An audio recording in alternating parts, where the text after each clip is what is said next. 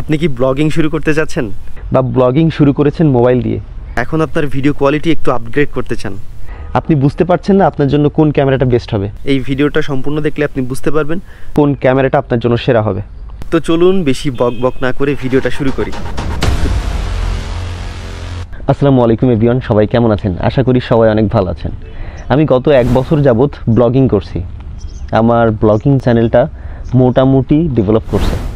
তো আমি প্রথম থেকে আমার একটা মোবাইল ফোন ছিল, মোবাইল ফোন দিয়ে ভিডিও করতাম। পরে আমি চিন্তা করলাম যে আমার একটা ব্লগিং সেটআপ খুবই প্রয়োজন, খুবই দরকার।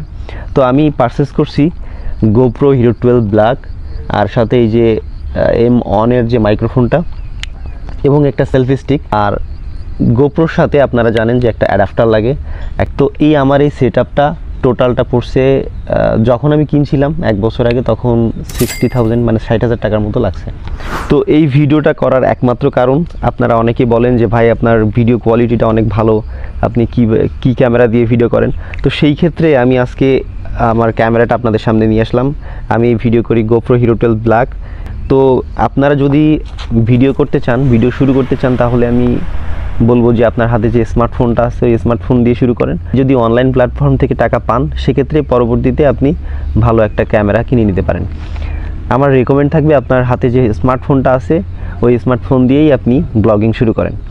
তবে তারপরও যদি আপনার মনে হয় না যে আমার একটা ক্যামেরা সেটআপ খুবই প্রয়োজন, ক্যামেরা সেটআপ দিয়েই শুরু করব, তাহলে আমি আপনাদেরকে সাজেস্ট করব যে আপনারা চাইলে DJI Action 3, Action 4 বা Action 5 যে কোনো একটা নিয়ে নিতে পারেন, খুব ভালো ক্যামেরা। তবে হ্যাঁ, গোপ্রো তো গোপ্রোই। গোপ্রোর ভিডিওগুলো পার্সোনালি আমার কাছে অনেক বেশি ভালো লাগে এবং অনেক বেশি শার্প মনে হয়। এখন আমি আপনাদেরকে দেখাবো গোপ্রোর ভিডিও।